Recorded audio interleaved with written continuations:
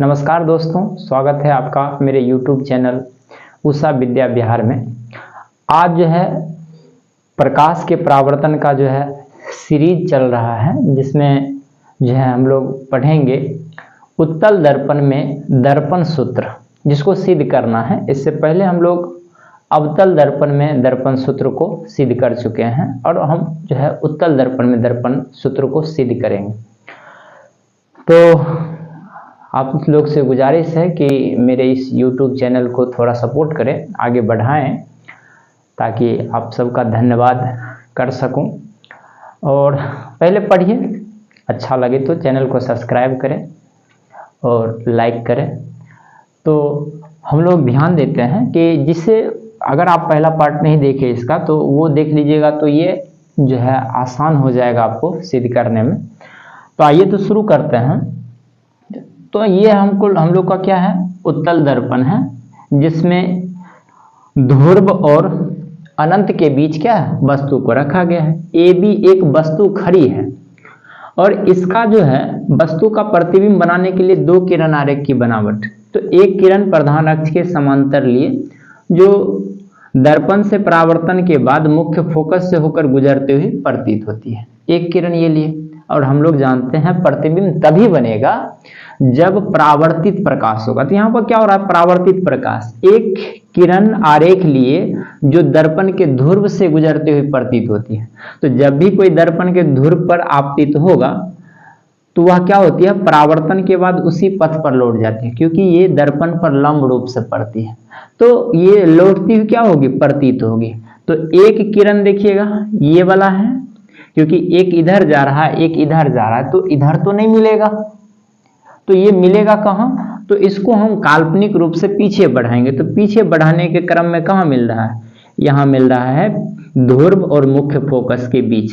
और यही चीज को भाषा में लिखा गया है कि मान लिया कि MM डैश एक क्या है, उत्तल दर्पण है, जिसके प्रधान अक्ष पर AB एक वस्तु खड़ी है। कहाँ खड़ी है, तो ध्रुव और अनंत के बीच खड़ी है, जिसका काल्पनिक एवं सीधा प्रतिबिंब दर्पण के पीछे ध्रुव और मुख्य फोकस के बीच A डैश B डैश बनता है। यहां तक क्लियर है। तो यही चीज भाषा के रूप में लिखा गया है। अब इसको हमें सिद्ध करने के लिए सबसे पहले दो किरण आरेख में, किरण आरेख तो समझ ली, इसमें हमें समझने के लिए कम से कम पहला जो है ना, दो त्रिभुज को खोजना पड़ेगा, और दो त्रिभुज को खोज करके उसको समरूप करना पड़ेगा। समरूप करेंगे तो उसकी संगत हो जाए, समानुपाती होगी, और समानुपाती जब होगी तो वहां से हमें एक दो त्रिभुज खोज कर अब फिर दो त्रिभुज लेंगे, तो वहां से फिर समानुपाती करेंगे। तो इस प्रकार से हम क्या कर सकते हैं, भुजाओं को, इसको दर्पण सूत्र को सिद्ध कर सकते हैं। तो समझते हैं, यहाँ पर पहला त्रिभुज कौन सा लीजिएगा। एक त्रिभुज आपको दिखता होगा ABC, बड़ा सा त्रिभुज। यहाँ पर देखिए एक जो है ये आपको त्रिभुज दिख रहा है, ये त्रिभुज जिसमें AB और ये हो गया C, AB और ये C हो गया। तो एक त्रिभुज ये हो गया, और इसी में है एक त्रिभुज आपका ये वाला, इसी में एक त्रिभुज यहाँ पर एक त्रिभुज यहाँ पर A डैश B डैश ये वाला है। तो आप देखिए कि दो गो त्रिभुज हो गया, एक तो बड़ा वाला त्रिभुज हो गया और एक ये छोटा वाला त्रिभुज हो गया, जिसको क्या बोलते हैं, A dash B dash C। ये दोनों को क्या करना है, समान कोणिक करना है, समरूप करना है। तो समरूप करने के लिए कम से कम कितना, दो गो कोण अगर बराबर हो जाता है तो तीसरा कोण अपने आप बराबर हो जाएगा, तो उसकी संगत भुजा समानुपाती होगी। तो देखिएगा ये वाला जो है 90 डिग्री है, ये वाला 90 डिग्री है, ये वाला भी 90 डिग्री है।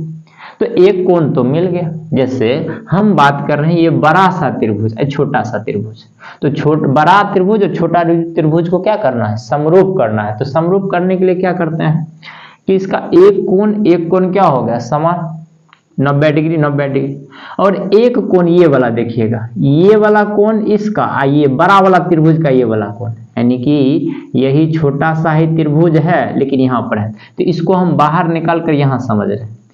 तो क्या हो गया, ये 90 तो ये भी 90, बड़ा वाला त्रिभुज का जितना ये होगा उतना ही ये, तो ये दोनों कोण क्या है, उभयनिष्ठ है, जिसके कारण क्या होती है, त्रिभुज बड़ा वाला और त्रिभुज छोटा वाला दोनों क्या हो जाएगा, समरूप हो जाएंगे।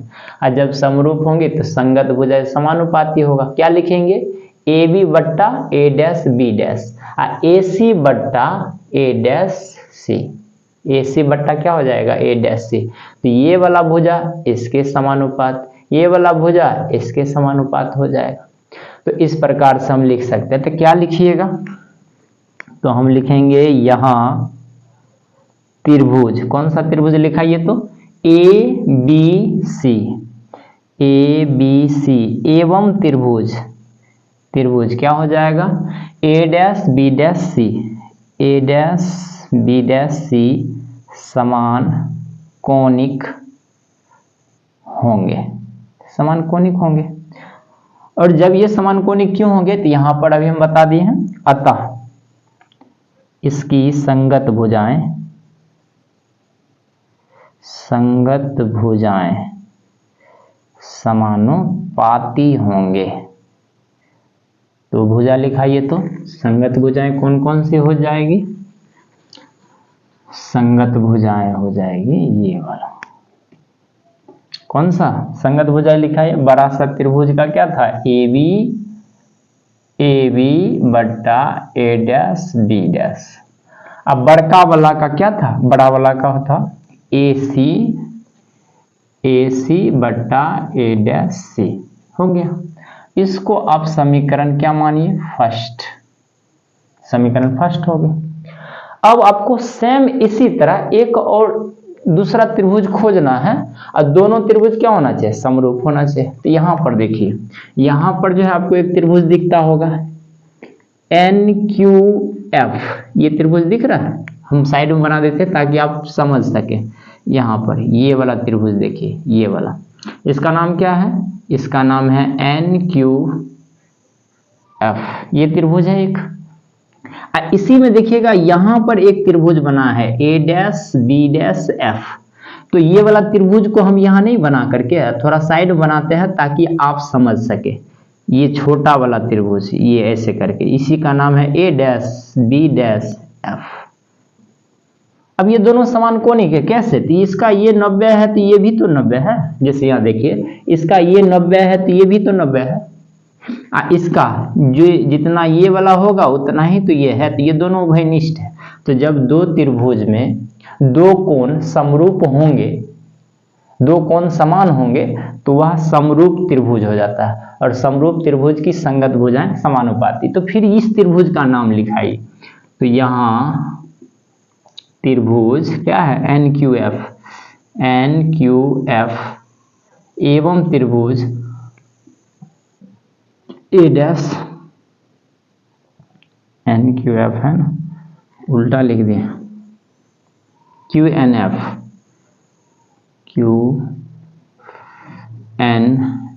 एवं त्रिभुज ए डैश बी डैश एफ समान कोणिक होंगे, समान कोणिक होंगे। अतः इसकी संगत भुजाएं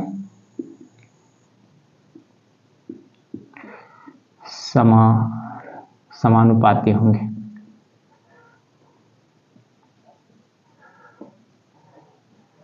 संगत भुजा, तो संगत भुजा लिखा, ये क्या लिखेंगे, हम लिख सकते हैं यहां पर लिखेंगे QN ये वाला भुजा इसके बराबर थे ए डैश बी डैश, अब बराबर ये वाला इसके बराबर, तो QF अब बट्टा में हो जाएगा ए डैश एफ।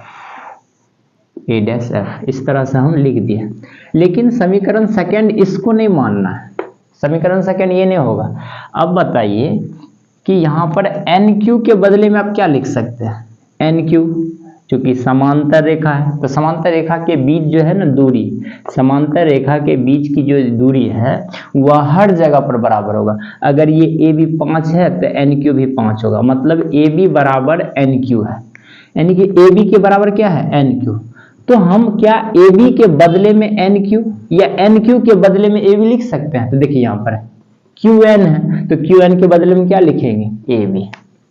तो यहाँ पर लिखेंगे ए बी बट्टा ए डैश बी डैश अब बराबर क्यू एफ बट्टा में हो जाएगा ए डैश एफ। लेकिन ये ए बी कहाँ से आया, तो क्यू एन बराबर है ए बी के, इसलिए। लेकिन ये भी समीकरण फर्स्ट में होगा। अब देखिए, अगर ये वाला जो रेखा है, ये वाला रेखा प्रधान अक्ष के अगर बहुत बहुत करीब कर दे तो इसका अस्तित्व खत्म हो जाएगा, एन क्यू का अस्तित्व खत्म हो जाएगा। कैसे खत्म होगा, तो उपाक्षीय किरण लेने पर। उपाक्षीय किरण मतलब होता है कि ये वाला जो रेखा देख रहे हैं, यह प्रधान अक्ष के बहुत बहुत निकट से जाएगा, तब तो ये खींचने की आवश्यकता ही नहीं होगी। यानी कि जो एन क्यू है वह एन पी हो जाएगा। एन क्यू जो है वह क्या हो जाएगा, एन पी। यानी कि उपाक्षीय किरण लेने पर पी एवं क्यू संपाती हो जाएगा। यानी कि जो काम क्यू करता था वो काम कौन करने लगेगा, पी। तो यहां पर लिखेंगे अब यदि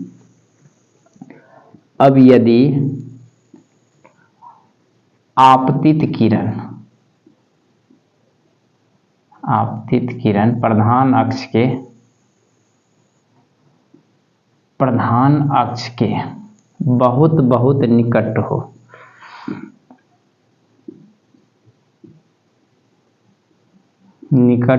तो P एवं Q संपाती होंगे।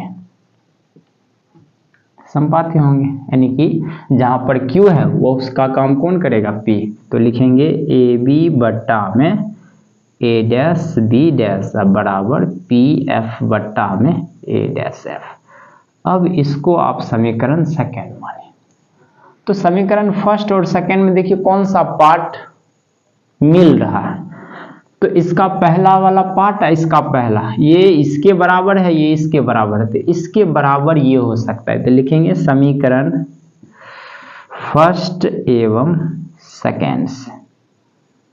सेकेंड से क्या हो जाएगा, इक्वेशन फर्स्ट एवं सेकेंड से ए सी अब बट्टे में हो जाएगा ए डैश सी बराबर हो जाएगा इसका पी एफ बट्टे में ए डैश एफ। हो गया। अब देखिए सभी दूरी चिन्ह परिपाटी में हम लोग पढ़े थे कि सभी दूरी ध्रुव से मापी जाती है। तो ध्रुव से मापी जाती है तो सभी में किसकी जरूरत है, पी की। तो हम यहाँ पर पी एक ये है, पी से है दूरी, इसको बदलने की जरूरत नहीं है, बाकी सबको बदलना पड़ेगा। बताइए ए सी कह रहा है, कौन सा, ए सी। इसको आप क्या लिख सकते हैं, इसको लिख सकते हैं ए पी या प्लस पी सी, ताकि आप जानते हैं कि ये जो वस्तु दूरी है, वस्तु दूरी को यू लिखते हैं। अब चिन्ह परिपाटी में इधर माप रहे तो माइनस यू होगा। ये हो गया आपका प्रतिबिंब दूरी, ये हो गया प्रतिबिंब दूरी जिसको क्या बोलेंगे, भी। और ये सी क्या है, वक्रता त्रिज्या है, तो इसको लिखते हैं आर। लेकिन आर के बदले में क्या लिखते हैं, 2f लिखते हैं। आर के बदले में 2f लिखते हैं, इसलिए तो ये दोनों धनात्मक होगा, ये क्या हो जाएगा, ऋणात्मक हो जाएगा। तो बताइए AC को क्या लिखिएगा, AC को क्या लिखिएगा, AP प्लस PC।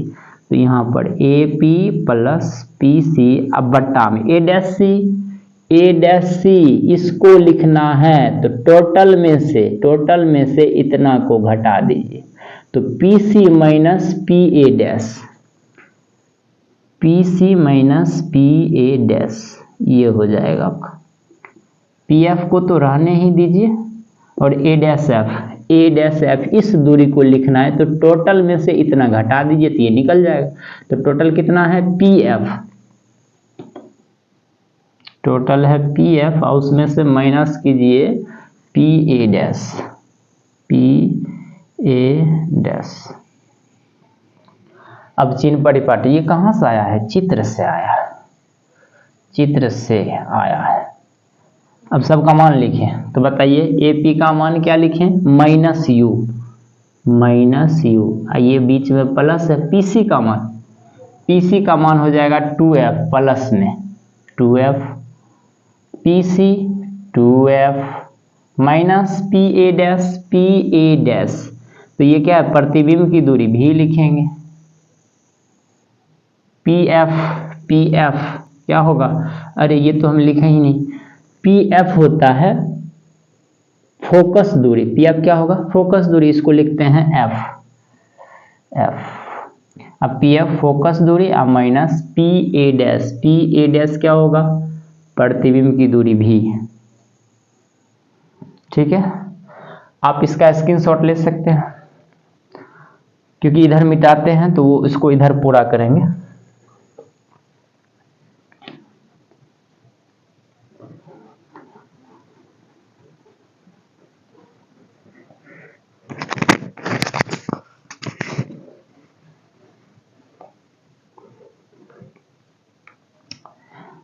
ये कोना कोनी क्या होगा, गुना हो जाएगा। पहले इसको कर लेते हैं, 2f स्क्वायर क्या हो जाएगा, 2f स्क्वायर माइनस भी एफ, इधर से कीजिए तो दोनों को पहले एफ से कर दीजिए, तो माइनस यू एफ, अब प्लस प्लस प्लस प्लस ही होगा 2f स्क्वायर, फिर दोनों को माइनस 20 कीजिए, तो माइनस और माइनस क्या होगा, प्लस हो जाएगा, यू भी हो गया, अब प्लस माइनस माइनस 2vf, ये इसको इससे कीजिएगा तो 2vf हो जाएगा। अब देखिए दोनों तरफ आपका 2f स्क्वायर ये कैंसिल हो जाएगा, तो इधर क्या बचा माइनस vf, इधर क्या बचा, इधर बचा माइनस uf,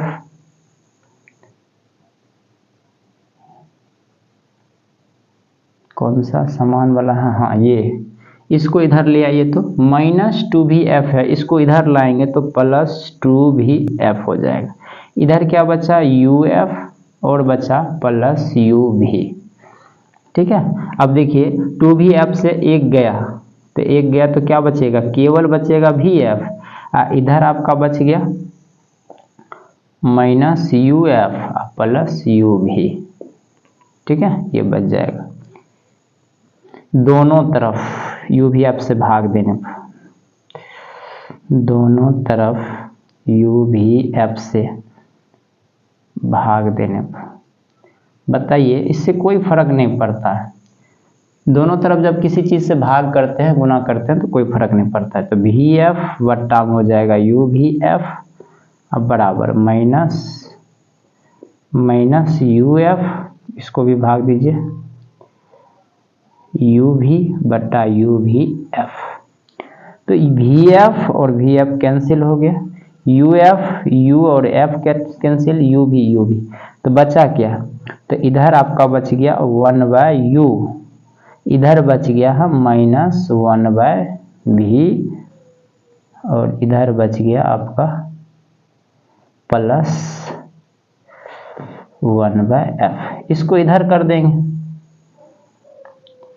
इसको इधर कर दीजिएगा तो क्या हो जाएगा 1/v अब प्लस 1/u, इधर तो प्लस में है ही, अब बराबर 1/f। यही तो हमको सिद्ध करना था।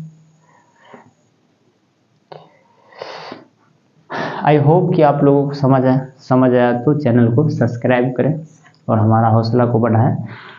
कहीं दिक्कत हो तो आप कमेंट कर सकते हैं।